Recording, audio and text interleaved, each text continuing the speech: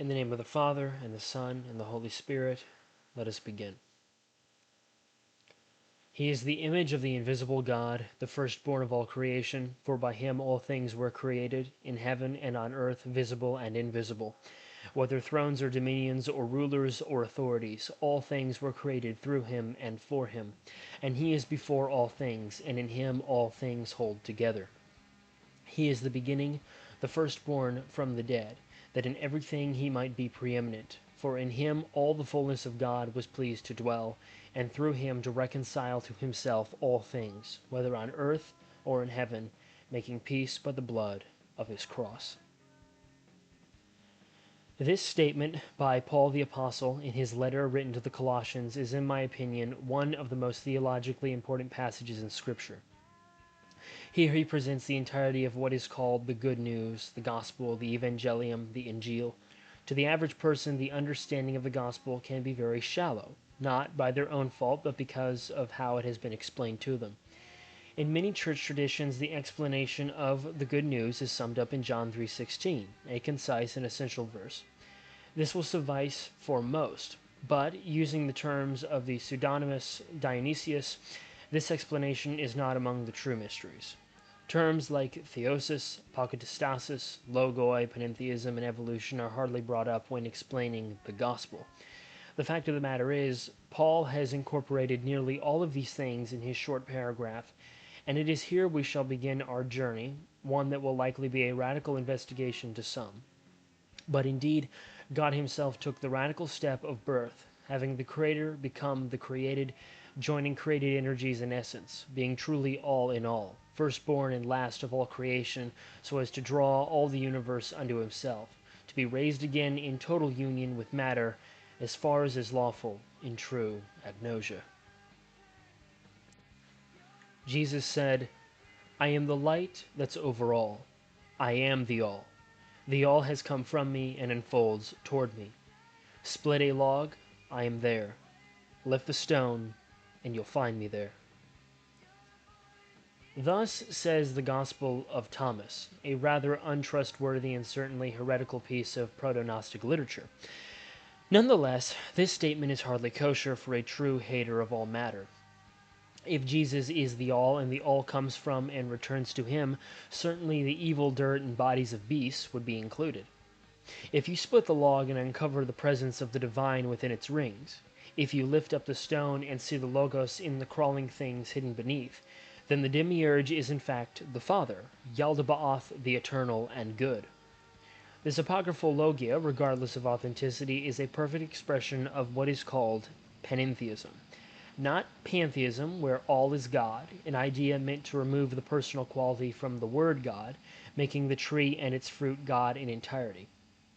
No, panentheism is all in God, God in all things. Or to put it more complicatedly, everything is an emanation of God's eternal light, creation's root and life source, for creation cannot exist without the eternal producing the finite.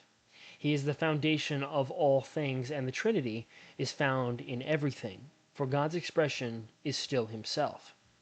Explaining panentheism is difficult, for you can sound like a babbling heretic without even trying. Therefore, nothing I say is intended to undo Scripture or tradition, though the words I use may sound bizarre. Nonetheless, this notion has existed in Orthodox Christianity, in the New Testament, and as we shall see in the writings of the Church Fathers. Recall Pseudo-Dionysius. Here is his simple summary of this doctrine. But one, because he is uniquely all, as beseems an excess of unique oneness, and is cause of all without departing from the one.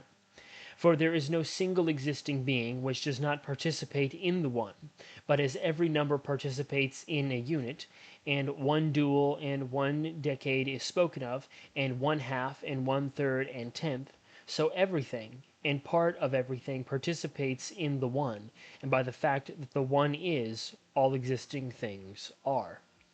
And elsewhere, And when the wise of God themselves celebrate him as author of all things under many names from all created things, as good, as beautiful, as wise, as beloved, as God of gods, as Lord of lords, as holy of holies, as eternal, as being, as author of ages, as provider of life, as wisdom, as mind, as word, as knowing, as preeminently possessing all the treasures of all knowledge, as power, as powerful, as King of kings, as Ancient of days, as never growing old, as unchangeable, as preservation, as righteousness, as sanctification, as redemption, as surpassing all things in greatness, and as in a gentle breeze. Yea, they also say that he is in minds, and in souls, and in bodies, and in heaven, and in earth, and at once the same in the world, around the world, above the world, supercelestial, superessential, sun, star, fire, water, spirit, dew, cloud, self-hewn stone and rock, all things existing, and not one of things existing. Even earlier than this, in the Old Testament, wise Jesus ben Sirach states, "By him the end of them hath prosperous success, and by his word all things consist. We may speak much, and yet come short, wherefore in sum he is all." Paul himself says, "Yet for us there is one God, the Father, from whom are all things, and for whom we exist, and one Lord Jesus Christ, through whom are all things, and through whom we exist. One God and Father of all, who is over all, and through all, and in all." This understanding is not alone found in the Christian scriptures, for even in the Quran there is stated in a very blunt fashion the same understanding. To Allah belongs the east and the west. So, whichever way you turn, there is the face of Allah. Indeed, Allah is all-embracing, all-knowing. But enough of quotations. Classical theism distinguishes God from his creation in such a way as to make God disconnected from matter. Yet the event of the incarnation is telling. God became man. God is not completely separate from the world, for he even became the world. The eternal took on flesh, flesh of which he was the source. The circle became closed as the essence descended into the energies, so as to make the energies closer in beauty and love with the essence from which it emanates. He is the all which came from him and returns to him, became him, and was reborn as him. In the action of the resurrection, the body of Christ, made up of its cells and deceased matter, were changed into a union, a theosis of the theos body, where the material of entropy ceased to be as it had been for billions of years. When one splits the wood, he sees the rings, a chronology of seasons and the tracking of time showing the growth and life, cycles and disturbances. The great circle of life is within, decades or centuries of the great intelligence working in a single organism, from sapling to mighty tower, a tree upon which God himself would be hung, the all being nailed to the tree of life and knowledge at once. Split the wood of the true cross, and you will find the blood of God soaked into the rings of time, rings of a tree born of a seed produced by another in near infinite succession to the first green life that gave breath to the world as he breathed into Adam and into his apostles. In all this you will find him there. Turn over the rock of ages, and underneath you will find life crawling, offspring of those born on the 5th day, who on the 6th swarmed from the waters onto the land, given life and their being to multiply. There the worm, which he would liken unto himself, moves in the dust that he would make into his own body, a body that would be rebuilt from the dust, reborn eternal, dust which the worm would no longer feed, but be made of itself. As the stone was split and overturned, there was the skull of Adam, anointed with the blood of the all. One cannot describe God, and one can hardly say what he is or is not, but one word can suffice: all. The realization of the interconnectedness of creation and its forces with the triune God and his life-giving expression opens up a door that reframes how one sees the atonement, the new creation, and this creation's vast and intricate past. Beyond the door lies the understanding of Yahweh's true fatherhood, the Logos' true brotherhood, and the Spirit's true nurturing. With this is expressed God's infinite and bottomless love, which is shared in the Trinity threefold and manifested in the spiritual and material worlds, the seen and unseen, both unseen beyond and unseen in our own sphere. The plan of redemption is not merely a scheme invented to fix a problem that shouldn't have happened. The salvific plan of the Creator is in fact a part of the universe's destiny and function.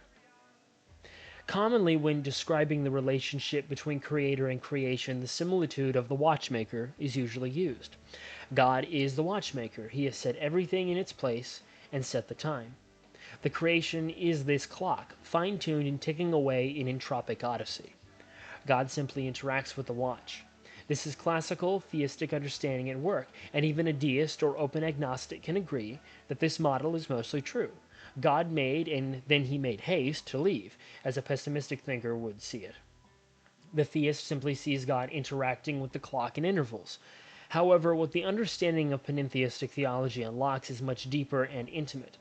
If God is the all, if the one holds all things together, from which they come and from which they return, his energy within the wood and stone, blood and breath, then God is not only the watchmaker, but the gears in the watch. He is not the watch, but the watch does not exist without him, for he is in it. He is the function within, the inner workings of a watch that does not simply keep ticking as the maker walks away or gazes at his triumph. In fact, he is in the intricate parts, the necessary elements. The implications of pantheism here are not to be extrapolated, for analogies are imperfect. Another example is to see the watch as the creation and the maker as time itself. The time is the very thing the watch is recording, calculating, and reckoning. Time causes its existence, and time is the very thing it exists to express. God is time, the unseen force, and the numbers which the hands point. Both of these examples are imperfect and attempts to say what has already been stated. God is not a distant mind that started rolling a ball. He is the ground on which it rolls and the physics that cause it to proceed. What does this imply about the creation and its history? When one sees that all are in God and God mysteriously in all things, and the cosmic journey of the universe and its life, of which we are likely only one example, a story is told that gives meaning to the gravitational rotations of planets and the evolution of life. G.K. Chesterton described God as wooing humanity as a lover toward himself. This is a starting point. God himself woos all creation toward himself, beckoning the material and immaterial worlds closer to him. They must be beckoned, for when he made them, they were not yet fully formed. The universe, moments after the Big Bang, was not the universe which God desires. It was simply an embryo, and even now, the universe is still not born. Or as Christ himself put it, it was already born once, but must be born again. Abdul al-Hazred, in his obscure volume Al-Alzif, known to the West as the Necronomicon, states thus, that it is not dead which can eternal lie, and with strange aeons even death may die.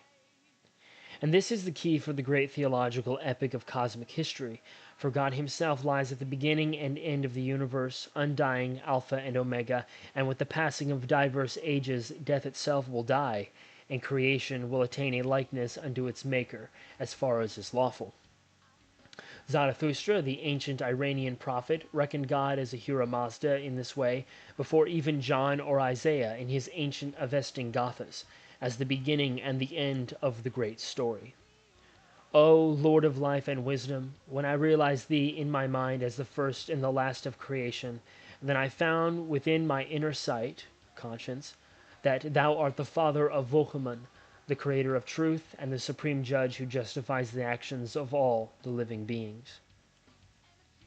The creation is brought forth from the Creator as his expression and emanation, full of his energy. But upon its creation, as St. Maximus the Confessor would say, it falls.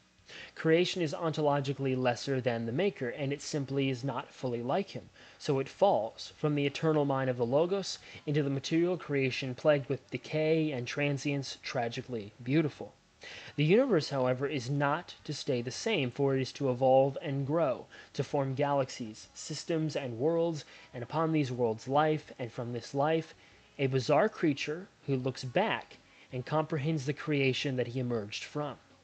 Nature itself is given life by the eternal will of God, being the all. It is guided subliminally, wooed, as it were, compelled by the loving caress of a father, as he molds the clay of space and time from within the clay itself. All the forms and infinitely complex portions of reality, to the spheres of planets, to the life forms that call those spheres home, are all pre-existent in the Logos. As St. Maximus explained, the Logos is comprised of the Logoi, simultaneously one and many without contradiction. All these words are the Word, and in the universe they take their shape. The cosmos is beckoned into shape, made to arbor creatures, growing and becoming more diverse and awe-inspiring from the microscopic to macroscopic levels, growing from its falling state, slowly returning to the all that it emerged from, approaching a destiny greater than it can ever behold. The life of the worlds, particularly our world, is not randomly evolving and changing according to mere Darwinian processes, but is driven from within by God. The wood of the tree before it is split and dies is alive with the primordial and transcendent will to survive and reproduce, as all life is. From the invisible life in Earth's antediluvian oceans to the great reptiles and mammals of the Mesozoic and Cenozoic to now, all are fulfilling their role, imbued with the breath of God, being fruitful and multiplying upon the earth, changing the world as they change from form to form, each logoi being given its place, from the trilobite to the sauropod, each day of creation a cosmic ticking of the watch, moving closer toward the great realization, the age to come where divine and material meet. But how shall they meet? Though all is in God, and God in all, he is not fully present within this Garden of Eden that stretches worlds. It must be born again, and for this to be, God must be born as well. The uncreated must become created to make the created uncreated. There must, however, be an intercessor, a form that will link the heavens and the earth. And so, anthropos is the key.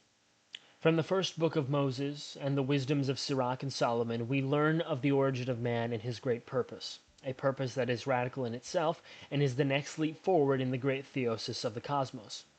In the figure of Adam, the archetypal allegory, and the plural creation of humanity present in the Scriptures, humankind is the culmination of creation, and in the words of St. Gregory of Nyssa, humankind contains all the previous forms of material creation, living and non-living, within himself. The hominid is the great cornerstone of the theological design, for he is unique. His body built from the animal realm, filled with a soul unlike any other mortal. The Adam in both their genders is formed like clay, and into them is breathed the breath of Yahweh, his energy and life. These are to be imagers, vessels for his hidden undying force. God is to be found in them like the split wood and overturned stone, but the Almighty has given a place for this creature higher than all others, for they are his children, and he is their father. Humanity is an eternal intellect akin to the divine hosts above the material plane, but his flesh is mortal and transient. They are the commingling of eternal and temporary, the children in which God now inhabits in a way that he does not in other things. It will be through these offspring that he will at last bring the universe closer to himself. The all produce the all, and by being in the material all, he will beckon the world closer to himself, and humankind will be the mediator. But their destiny is not limited to just this, for God's own incarnation will complete the process. However, there is indeed a wrinkle. For as we said, when the cosmos emerged from its egg, it fell. It cannot be like unto God in full, and the design that God has envisioned for it requires its development. Its growth is one through creation and destruction, recycling and rebirth. Stars are born and die. Planets form and are consumed by their dying stars, and from the celestial explosions come more creation. The life of the universe is akin to the stars and planets, for evolution is one of birth and death, a continuous process driven toward the ultimate goal. The universe is a tragic but hopeful drama, one of struggle and suffering as it climbs up to the Father. Humanity is among this process, but when he gains sentience and his animal body is the vessel for the will for spirit, he is now not merely part of the unconsciously sentient ebbs and flows of nature, but is now capable of saying in a way none could before, I. The human, upon his awakening, the universe awakening to see itself, as it were, falls like the universe did fall upon its own birth. The one in the image of the eternal now understands good and evil, deep spiritual awareness, and the passions. He is now like unto God, but unlike God. He is not mortally perfect. His own free roaming will now drive him to where he may decide. He now can do as the Creator wills or do otherwise. The human animal is the terribly mysterious marvel, and will now set in motion his own decline, for he is a god trapped in a beast body. When the One looked down upon all his creation, he declared it good. All that he had fashioned from the galaxy to the cell, he anointed with the oil of satisfaction. Both beast and man, planet and star, he smiled upon and rested in his cosmic temple, a temple where he could rest and be all in all. Then, and in future even more so. However, what must be understood is that the word good does not signify perfect. Indeed, it was not perfect, for only God himself is perfect, and the cosmos is not perfect in many ways. There is the great paradox, where one can observe the universe and see its intricate, finely tuned design, but see it is not a completed work of art. Colors are missing in the painting, the bust not chiseled to natural likeness. The world functions as intended and all follows its path, guided in harmony by the God in the machine, but it lacks an eternal element. It is good as far as it is functioning according to the divine will. The universe must be perfected, as we will see, but it is good, even with entropy and death. All this can be seen as evil, but it is a natural evil, an evil which has no immoral agent causing it directly. Yet, with the existence of humanity, and the spiritual world of which we have yet to speak directly, there exists an element which begins another chapter, a chapter which we live in currently. Humankind is naturally good, but he is also morally evil, and as caretaker of the portion of creation that he has been given, he can now introduce the problem of true evil. In nature, the ape may use the stone to slay an animal for food. However, the ape is not doing this out of evil desire, but out of the need for food. But man, the creature who can think beyond desire of food and use his passions for evil, may even use the same stone to kill his brother as did Cain to Abel, or even perhaps kill himself, or possibly even worse, kill God. Humanity is a good soul in a good body, but a soul and body that knows too much, and only God can know too much and do good. The story of the Garden of Eden is our timeless allegory, an archetypal story which applies not only to the first humans, but to all humanity in its dark and tragic history. Just as St. Maximus stated that creation fell as soon as it was brought into existence, and needed a cooperating agent to help bring it out of that state, so did mankind fall as soon as he was made. Humanity is placed upon this world to care for the creation, nurture, tame, and utilize it. He can name its beasts, eat its fruit, and enjoy the short but crucial life God has given him. But as is obvious, this is not what man did. Man did not obey the command to be fruitful and multiply, and they forsook the law written on their hearts, and descended into madness. Each human individual plays the part of Adam, eats of the forbidden tree, blames others for his illness, and is cast out of the grace of God, the tree of life snatched from him. The fall, as it were, is pan-historical, all-encompassing, and while creation is growing toward the all, the created all is falling away simultaneously. For 2 million years, humankind has slowly grown and diminished. His mind has matured, his skills increasing, but his soul has become rotten. The more he gains, the less he is alive. Mankind has descended into the maelstrom, seeking not to climb the mountain of Eden, but the mountains of madness. Tao is empty, its use never exhausted. Bottomless, the origin of all things. It blunts sharp edges, unties knots, softens glare, becomes one with the dusty world. Deeply subsistent. I don't know whose child it is. It is older than the ancestor. Thus said Lao Tzu, the ancient mysterious sage of the land of China. The Logos, as it is known in the West, is known as the Tao to the Asian, and Brahman to the Hindu. Tao means way. Tao is the indescribable principle of the cosmos before all things, and is truly the way, as the first followers of the Messiah called their faith the way. Here the Chinese sage prophesies of a great truth he himself did not understand fully. For the Tao emptied himself, not counting equality with God something to be grasped. The Tao blunted the arrows of the diabolical, untied the bindings of man, made the sun to not burn upon them, and become one made of dust, becoming all with the all. The way, the truth, and the life became man. In the ancient Jingzhou texts, documents produced by the first Chinese Christians in the 7th through 9th centuries, record the way, proclaiming his mission and nature to his thrice-denying yet loyal apostle Peter. Simon, know this: I can be found throughout heaven and earth. I am the way to the spirits. I can be seen among the people. I can embody forms beyond knowledge. I protect everyone regardless of who they may be. I have come to help those who have gone wrong. The last step in the theosis of the universe was to take place in the birth of God himself, the Creator becoming created and uniting the cosmos in a way mankind never could do, and had failed to even attempt. The first Adam, the human race before him, around him, and those who would come after him are the imagers of clay and dust, not quickened spirit. Their flesh and blood cannot inherit the new creation, for they shall be recreated along with the second Adam, the last Adam. The universe is like unto a lucid dream in the mind of God. The Maker dreams his creations and oversees his artistry. However, in the Incarnation, a member of the Trinity now becomes a part of his dream. He now is both dreamer and the dreamed. He becomes the super avatar, not just a manifestation of God, but fully God and fully man, of both natures and wills. Fully eternal and fully temporal, fully creator and fully created, fully spirit and fully matter. All in all, he is not just found in the split wood and overturned stone, he is now the one who splits the log and overturns the rock.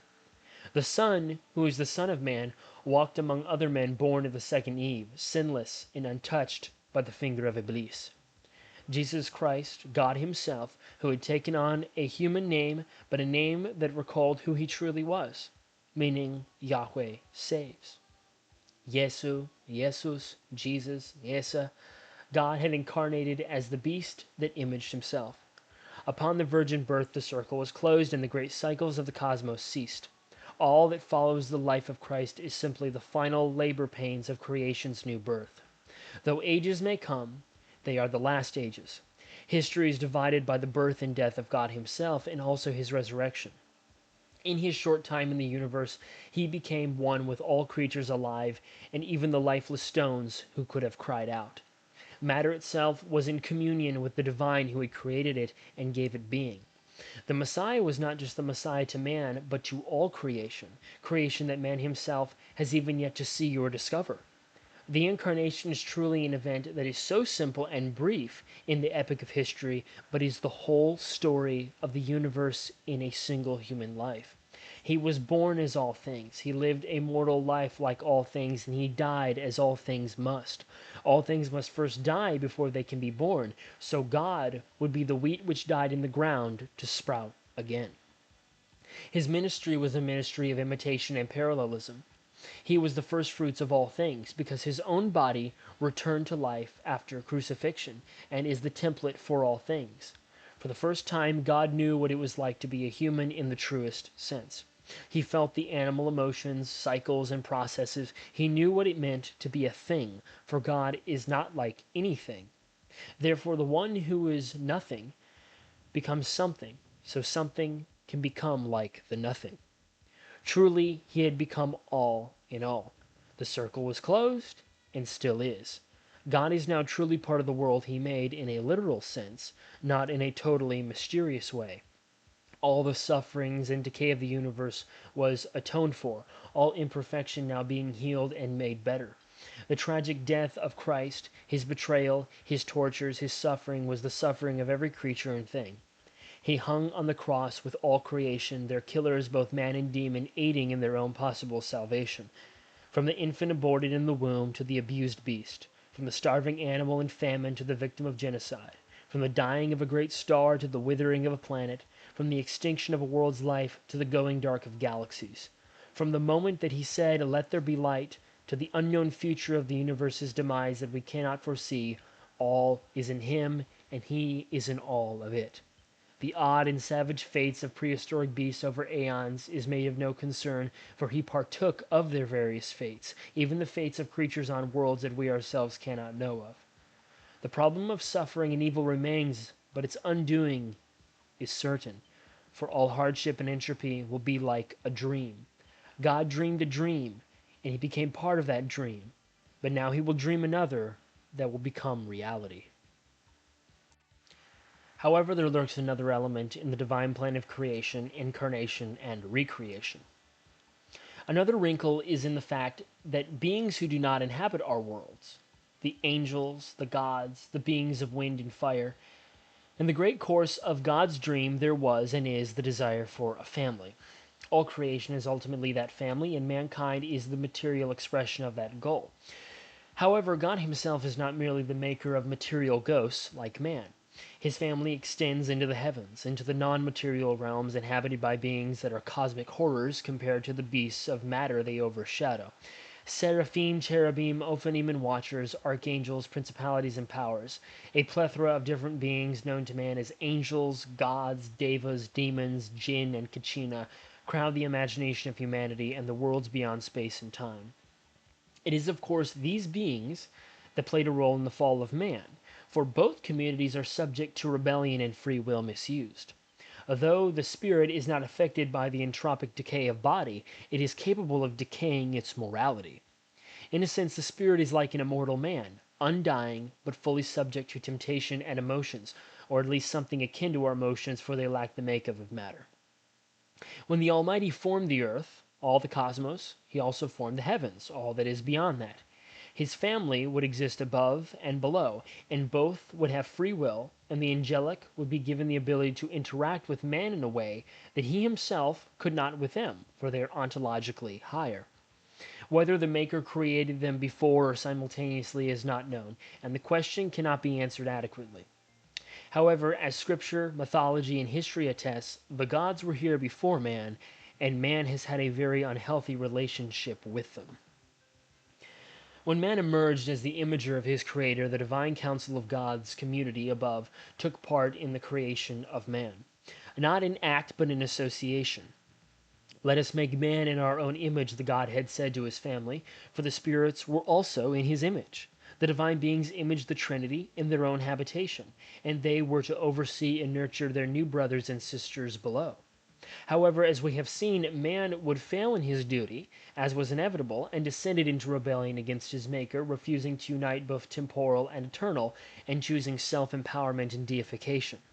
His actions, while partly due to his fallible body and mind, were not done alone, for in the great cosmic allegory of Eden's fall, man and woman were enticed and accompanied by the Nakash, the serpent. While the Shining One would be singled out in time as Satan, Belial, and Melkarisha, his influence is acknowledged in mythology as Angramanyu, Loki, Baal, Naptar, and Kayot. He is, however, representative of the rebellious hosts that took part, and do still take part in the great cosmic fall of souls within the fallen material world. Satan, as he would be called, is the first rebel of the gods, symbol of arrogance and megalomania. In his bid for power to overthrow the Creator and establish himself as divine, he brought humanity into his pact of madness. The fall itself was both fall of man and angel, condemned to eat dust and bread outside the grace of God. Both the spiritual realm in part and humanity in whole made an oath of opposition against the Almighty. In time, however, more would join the first rebellion, attempting to control humanity and rule them by their proxy children. In the story of Babel, God himself divorces man in heartbreak as they continue to object to his love and of fatherhood. In turn, he appoints his own council to oversee the various nations of man. However, all these in turn rebelled and demanded worship and fear from their subjects, declaring themselves divine in their own right. Therefore, both man and gods descended down into hell together, in mutual agreement to defy the heavens. However, the latter took it upon themselves to turn humanity into their vassals and serfs, exercising their ontological supremacy upon mere animals. Henceforth, man would now have a new set of gods and a pantheon of power-hungry tyrants to replace the great Sky Father. Early man would be convinced that he must sacrifice to appease the gods of thunder, lest they smite his shelter. The men of Ice Age Europe would honor their goddesses in the shadow of glaciers. The Canaanite would offer up his own child to Baal for rain. The Arabian would bow to the jinn in association with Allah. The Mesoamerican would remove the heart from a war prisoner and offer it to a blood-soaked deity. Man would answer to Shiva and Marduk, Odin and Apollo. The gods would be seen as creatures not unlike man, having desires and cravings for food, pleasure, and sex, all needing appeasement. To the Sumerian, humanity was made to be a mere slave to the gods, and his offerings were made in hopes of pleasing the deity to obtain gain. Love was not a word used between man and God with sincerity. Countless superstitions and taboos would be needed, depending upon culture, new systems and laws to ensure the worship and veneration of the creature and not the creator. Idols of phallic divines and multi-breasted goddesses would be carved from wood and hammered out of silver and gold. God himself, who is in all things, would be present in the images of beings that he created, intending to be possessed by the spirits of those same rebellious entities. A great tragic irony. The blood of beasts and children, both men and produce, would be poured into the mouths of the elder gods, the great old ones feasting upon the fearful prayers and veneration of unknowing servants. Whole mythologies would be uttered and written, attributing the honor and artistry of the great source of all things to mere spiritual animals who could not truly make anything. Priest and priestess would become the wealthy intercessors to the outer gods. Prostitutes would occupy the temples of the immortals, while kings and potentates would declare themselves divine and one of the gods themselves. Pharaoh and Caesar would be gods in the flesh, deserving as much honor as the idols. Paganism ruled humanity with few exceptions, and few men would do as Zarathustra and Elijah did. Humanity and his former ally in debauchery turned abuser would soon forget the name of the very one who made them, locking themselves away in a dystopia, leaving any notion of a one true God to the savages of distant lands and odd sects of religious dissidents. The father had either been lost, distanced, demoted, or his attributes divided among his wayward children. There would be no need to pray to a God who you could not see in effigy, who may not be able to hear you, and likely would not answer your prayer. There would be no need, for the gods were always available. Now the natural superstition of bestial mankind could indulge in sorcery and esoteric arts at the guidance of their veiled masters. Curses and geishas would be cast. Ritual upon ritual would be done to appease haunting spirits, both those of the disturbed ancestry and the very spirits they worshipped. In the caves lurked phantoms, in the oceans swam entities, all of which needed to be defended against by ritual and magic. Incense would be burnt to both gods and men claiming to be gods, with the threat of death against those who did not pay homage. At the temples of the Mishtek, human flesh would be consumed at sacrifice in the place of beasts. Morality would be overshadowed by taboo and the nihilistic vision of the debauched pagan. Philosophers and prophets would be late to history, and many tainted by the cultures they spoke to. Truly, humanity and his masters had turned their planet into a prison, a secret kingdom of contradiction and unchecked abuse. The Trinity looked down upon their children, while the celestial hosts looked down upon their brethren, and both wept. Thus the Incarnation was an event which was multifaceted. The coming of God as man was not merely for a single point to be resolved. As we have seen, all creation follows the cycle of samsara to a limited degree. All creation, mindless and sentient, is imperfect, falling upon its own birth. It is, however, evolving and growing toward its source, toward the great apokatastasis at history's end. It begins with God unformed and ends with God perfected. Within this cycle is the ebb and flow of progress and decline. Mankind and angel both fall within the fallen cosmos. They are the sentient creatures who create moral evil, while nature produces circumstances that are less than evil, merely undesired. The coming of God into this developing dream of his is to finish his great work, and also to undo the shortcomings of his representatives in that great dream. Adam and Satan are the imagers who mar themselves and distance themselves from God in the great story, but the coming of the Christ is the great undoing of evil of all forms. Creation is unordered and requires order. Man and spirit refuse to make order due to their naturally unordered nature, and hence produce disorder. The disorder destroys the still unordered creation, and God himself must take up the role of imager and undo both disorder and unorder. Because of his birth, life, and death, the Christ removed the authority of the gods who tormented mankind, overthrew their holding on hell, and rescued mankind from their fellow rebels turned masters. The principalities and powers were cast down and humbled, their twisted spiritual worlds they had governed being undone. Satan had been lord of the dead, but Christ conquered both death and hell and took the keys himself, being the God of the living. Thus the great incarnation is the ultimate culmination of everything, the restoration of both realms and their inhabitants, both mindless matter and the ministers of fiery wind, to the Trinity in unity and harmony. Thus the universal salvation of man and angel is accomplished along with the union of God with his material world, recreating both heavens and earth, ending suffering of man and beast, laying to rest entropy and tragedy, forgiving all sin, having it burned away in the lake of fire until Gehenna has no more fuel. St. Isaac the Syrian, desert father of the 7th century, states, I am of the opinion that he is going to manifest some wonderful outcome, a matter of immense and ineffable compassion on the part of the glorious Creator with respect to the ordering of this difficult matter of Gehenna's torment. Out of it the wealth of his love and power and wisdom will become known all the more, and so will the insistent might of the waves of his goodness. And so we come to the end.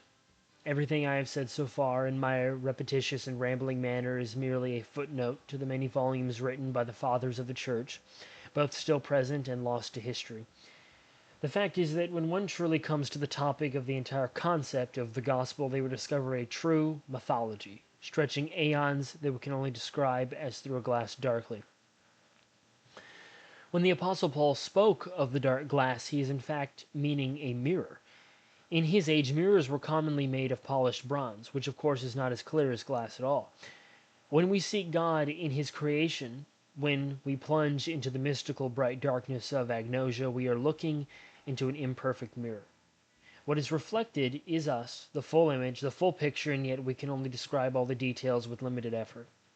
What I have currently divulged in over 38,700 characters and counting is simply the title to a book that I cannot write, and even the great theologians and fathers have only begun the first chapter.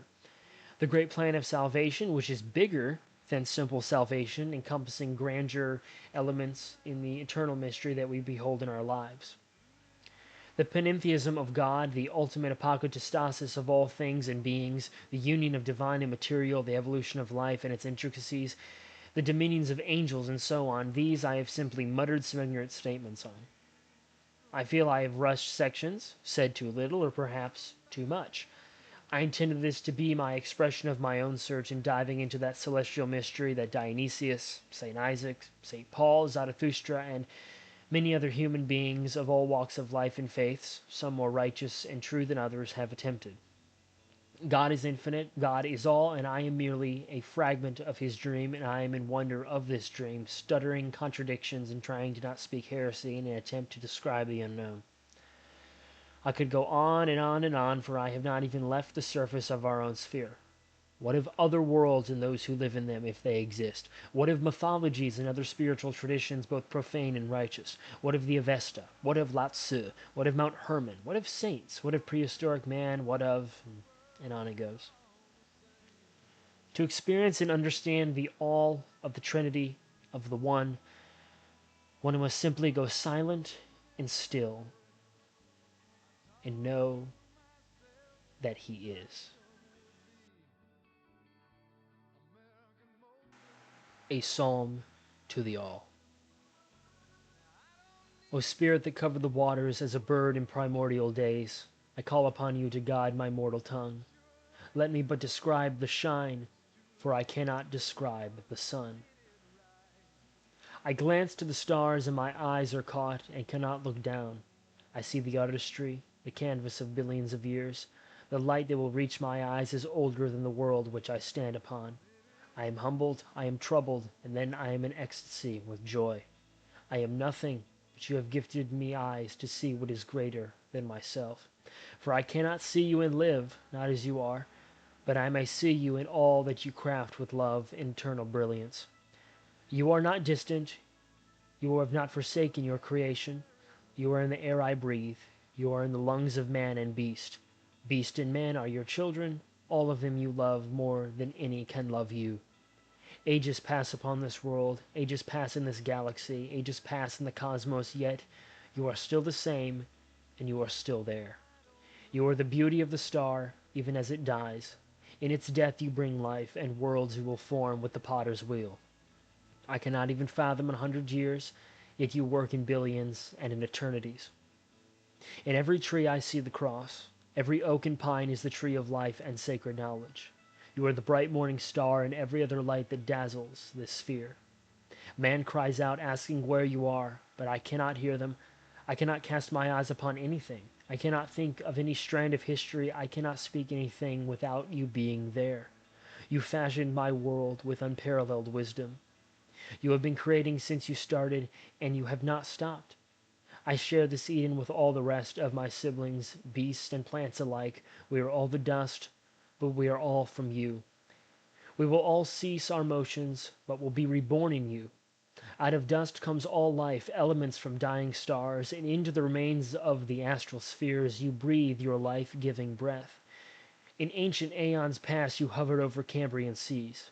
You caused the waters to flourish with the first of many great forms. All the archetypes from your holy mind you brought forth into earth's virgin water and soil. In Ordovician oceans you guided the swarming things. In carboniferous swamps you grew mighty gardens. Even in the great dying you preserved the Permian offspring. From them you gave rise to your mightiest creeping things. In life and death, in peace and struggle, in famine and plenty, in extinction and creation, you were there. You have always been there. You walked as a man, for you became fully man.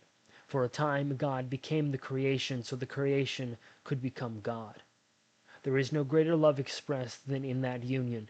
Your suffering and pain was not merely for me, but for all things, dead and living, mindless and full of spirit. All shall be reconciled, man and fauna, spirit and flora. The stones and waters will have their place. There are creations I shall never see, artwork beheld by others you have made. My words fail me at the beauty and glory of you and your limitlessness. I cannot say what I wish to say, for I am but a worm. O Trinity, have mercy on me and all creation. O our God who is one, forgive sinners and rescue the guiltless. O Father, call back the prodigal sons, for you will never forget them. O Son, bring home the lost lamb to the fold, for you will never stop searching. O Holy Spirit, descend upon all the cosmos, for you will never be quenched. Glory to the All, for he fills all things, and all things are within him.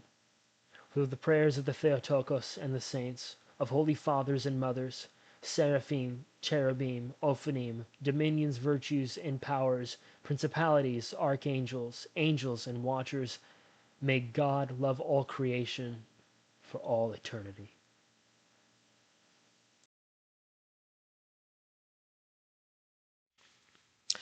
Hey everyone, Shotgun Angel here.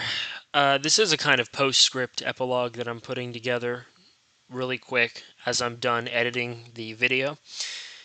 And I really want to say, I just want to say that I'm really, really proud of this video I've done, even though it really is, it's not amazing in terms of like visually, it's very basic. I kind of just threw stuff together, and I mean, I'm really proud of it, even though it's very simple. It's not a very flashy, amazing experience because of limited software, but I mostly wanted to simply kind of take this sermon, basically, that I wrote, this entire script, and put it into video format for people to mostly listen to. But, however, the footage that you've seen in the video, I actually recorded myself. I went out, and I believe it was like late November, early December, and I went out and recorded all the footage myself. I actually just used my phone and a stand is how I did it. No high tech equipment here. We cut corners, and I simply just used my phone, and I got a stand, a selfie stand, and I recorded some stock footage of some local wildlife. And, well, not wildlife. There were some animals, and if you notice, you'll see some birds, but mostly plants and so forth. And I took some of my own personal religious paraphernalia, for lack of a better term, and actually added it into these little scenes, some icons of mine that I have, and some other things. And just in case anyone's like interested over what some of the stuff is you saw there specifically, aside from the icons, which are obvious, that one white cross is a Celtic cross. It's from late antiquity, the early medieval period, and it's actually, I believe it was found in either Ireland or Scotland, and it depicts Christ along with some three other mysterious figures. It's really uncertain, but it also has the Trinity interwoven in that kind of serpentine vine-like pattern that the Celtic people kind of coined, and it actually has the Trinity on the top along with three birds entwined in it, and that's actually it's a tiny version, but there's actually a real giant stone cross in the United Kingdom that's based upon. That's a replica of. And the other thing that you saw was it was actually a cross that I actually came across and found that was I actually hung it up from a tree, and that is. I believe I'm pronouncing the Greek correct, phos and zoe, life and light. And that's actually an ancient, again from a similar time period, Byzantine cross. It's actually, I don't see it very often at all, but it's a very ancient form of cross, and I made use of that. I found it somewhere in a thrift shop, and it was labeled Russian Orthodox Cross, and it's actually Greek. But that looks very similar to Cyrillic because that whole story. But that's what those two kind of unique little things were that I utilized, and just want to say I had fun, or lots of fun making this. It's taken a while to do writing the script, and it definitely feels incomplete. However, I feel like a lot of it is rambling, but kind of what I did was simply just went down. I just sat down and I just started rambling. I just kind of went ahead and just started going off of my tangents that I usually do. You don't really get this from most of my content, but if you get me started on something, I can go in all sorts of directions for a really, really long time. And this is how I kind of did that. And I didn't really explain too much of what apokatastasis is. It means universal salvation, which is a very controversial topic today, especially in Christianity. Uh, and I didn't really express that very much in the text, but I hope that people go ahead and take this as a starting point. Go read St. Isaac the Syrian. There are audiobooks, which is actually how I learned of his material. Uh, a good chunk of it is out there. The majority of it is in audio form. There are actually several volumes of his works that have been discovered and put together. But definitely go read Saint Isaac the Syrian. Go read the last portions as well of his second part, the last portions that deal with apokatastasis. Uh, Same with Saint Maximus the Confessor. Very hard reading as well, and Saint Dionysius the Areopagite, which I have made actually an audiobook for his letters here as well. And I borrow a lot of his language. I really like Pseudo Dionysius.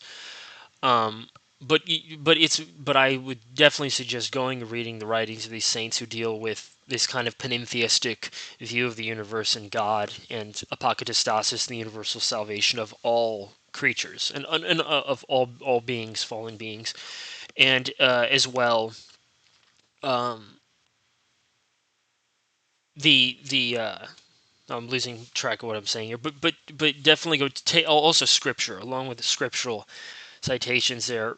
Look into these things for sure yourself, and kind of come up with whatever you think. This is my interpretation of data, of understanding the relationship with God and basically the entire story of the universe. It's very rambling, and there's a lot of stuff I could go into, you know, and it takes forever to really talk about, and I can't really put it in one kind of thing, and so I bring little bits up. I could sit here and bring up C.S. Lewis's Ransom trilogy and go off on that and connect it into all of this. But this is me just kind of expressing my own theological ruminations and thoughts that I've had over the past 2 years or so, I guess. And it's a lot more than I could put down on the keyboard, to be honest. But I hope you guys enjoyed the Great Mystery, and hopefully the music I used in the background is quiet enough to where YouTube does not come and try to execute me because I have copyrighted material, which I actually tested it and nothing came up and said it didn't even recognize anything. It didn't say that I'm infringing upon anything. I don't even make money off of this, so I don't like the whole copyright game, but it's just quiet background music that I selected. Hopefully, it doesn't get me. This is going on 7 minutes now, so I'm going to wrap it up here. I am looking forward to starting.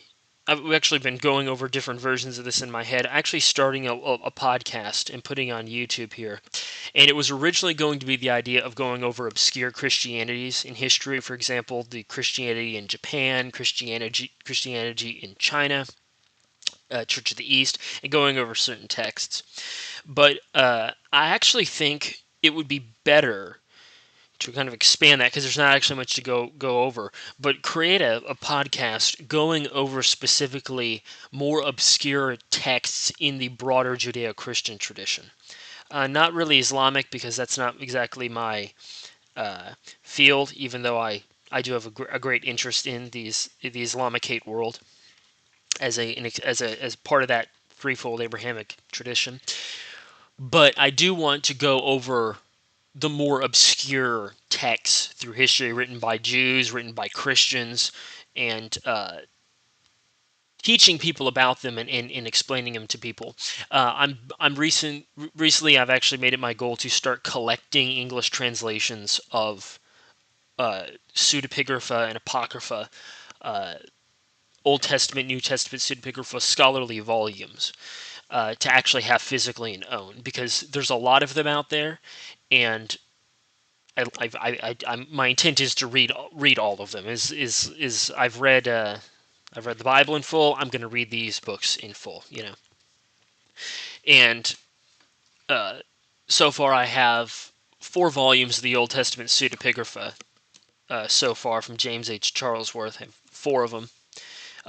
And the second 2 volumes are actually extensions from the original ones that were by Bauckham and Davila. And they're still working on that as well.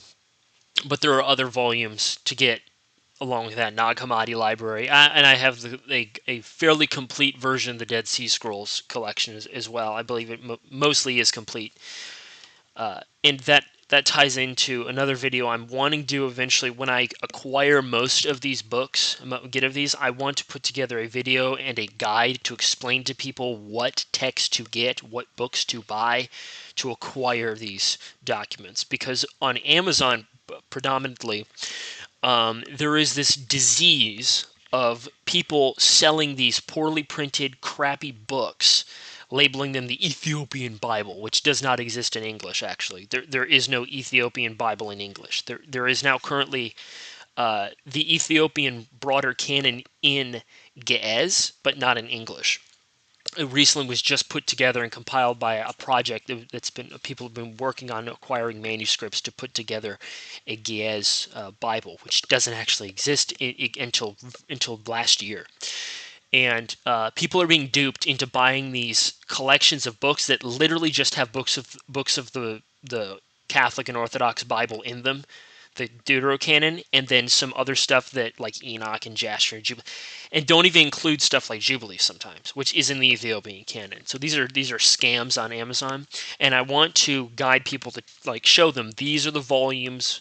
If you're willing to spend the money on these scholarly volumes that have the books in them, have stuff that these stuff that people are selling on Amazon, saying 1,000 books, on a digital download that doesn't even work. If you're paying $40, you can pay $40 to get a volume that has text that book will never have, because that book is a scam. So I want to do that as well. So those are my 2 projects that I'm looking forward to doing for the channel, and hopefully that brings a little bit more traffic as well, because I'm kind of just sitting at 176 subscribers. This channel is a slow grower. It is growing, and I appreciate it though. But here I am rambling 11 minutes in. So anyway, I hope you guys enjoyed my crazed, mad descent into theology that was this video. So, I'm going to head out. So, God bless you all. Thank you for watching. And I'll see you guys later. See ya.